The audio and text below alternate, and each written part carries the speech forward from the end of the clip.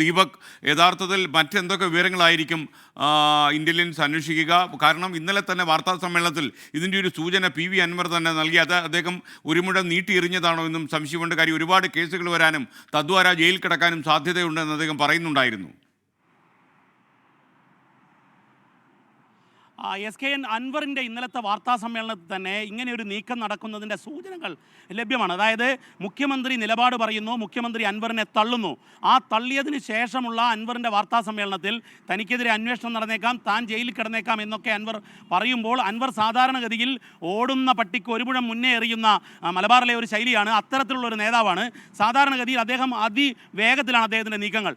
ആ നീക്കങ്ങളുടെ ഭാഗമായിരിക്കാം ഇന്നലെ ഇങ്ങനെ ഒരു വാർത്താ സമ്മേളനത്തിൽ ഒരു പരാമർശമുണ്ടായത്. നേരത്തെ വിപിൻ പറഞ്ഞതുപോലെ ഇതിൽ ഏറ്റവും പ്രധാനപ്പെട്ട കാര്യം ടെലിഫോൺ ചോർത്തൽ, SOGയുടെ ഡ്യൂട്ടി, മാവോയിസ്റ്റ് സംഘത്തെക്കുറിച്ച് പറഞ്ഞ വിവരങ്ങൾ, അതുപോലെ തന്നെ ഇതിന് പുറകിൽ ആരാണ് ഫണ്ട് ചെയ്യുന്നുണ്ടോ, അതിൽ ആരൊക്കെ മുതലാളിമാർ, അതായത് ഈ ആരോപണവുമായി നേരിട്ട് ബന്ധമില്ലാത്ത ചിലർ ഈ വിഷയത്തിൽ ബന്ധപ്പെട്ടുവെന്നും അവർ നേരിട്ട് കണ്ടുവെന്നും ടവർ ലൊക്കേഷൻ ഉൾപ്പെടെയുള്ള കാര്യങ്ങളുടെ വിവരങ്ങളെല്ലാം സർക്കാരിൻ്റെ കയ്യിലുണ്ട്. അപ്പോൾ അത്തരത്തിൽ ADGP ഇൻ്റലിജൻസ് മനോജ് എബ്രഹാം നൽകിയ പ്രാഥമികമായ വിവരം സർക്കാരിൻ്റെ കയ്യിലുണ്ട്. അതിൽ ചില പോലീസ് സേനാംഗങ്ങൾ തന്നെ ഈ വിവരങ്ങൾ ചോർത്തുന്നതിൽ ഇടപെട്ടു എന്നുണ്ട്. അതിൻ്റെ അടിസ്ഥാനത്തിൽ പോലീസ് സേനയിൽ തന്നെ വലിയ അഴിച്ചുപണി നടത്തുകയും ചെയ്തിരുന്നു.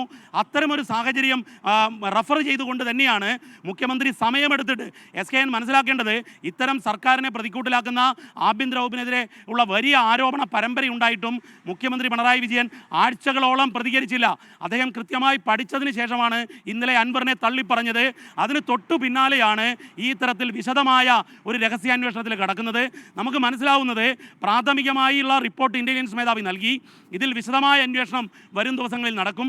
അതിനുശേഷം ചിലപ്പോൾ കേസ് രജിസ്റ്റർ ചെയ്തുള്ള ഒരു ക്രൈംബ്രാഞ്ച് അന്വേഷണത്തിലേക്കോ അല്ലെങ്കിൽ SIT അന്വേഷണത്തിലേക്കോ സർക്കാർ കടന്നേക്കും. കാരണം ഇത് സേനയെ ഡിമോറലൈസ് ചെയ്യുന്നു, അവരുടെ ധാർമ്മികത തന്നെ ഇല്ലാതാക്കുന്നു എന്നുള്ളതാണ് സർക്കാർ വിലയിരുത്തിയത്, ആഭ്യന്തര വകുപ്പ് വിലയിരുത്തിയത്. അതുകൊണ്ട് തന്നെ ഈ കാര്യത്തിൽ P ശശിയെ ലക്ഷ്യം വെക്കുമ്പോൾ അത് മുഖ്യമന്ത്രിയെ ലക്ഷ്യം വെക്കലാണ് എന്ന് രാഷ്ട്രീയമായി CPIM തിരിച്ചറിഞ്ഞു. പ്രത്യേകിച്ചും ബ്രാഞ്ച് സമ്മേളനം നടക്കുന്നു. പാർട്ടിയിൽ ബ്രാഞ്ച് തലത്തിൽ അൻവർ ഇത്തരത്തിലുള്ള ഒരു ആരോപണം ഉന്നയിച്ച് സർക്കാരിനെതിരെയും പാർട്ടിക്കെതിരെയും ചർച്ച ഉയർത്തിക്കൊണ്ടുവരുന്ന സമയത്താണ് ലോക്കൽ സമ്മേളനത്തിലേക്ക് കടക്കാൻ പോവുകയാണ്.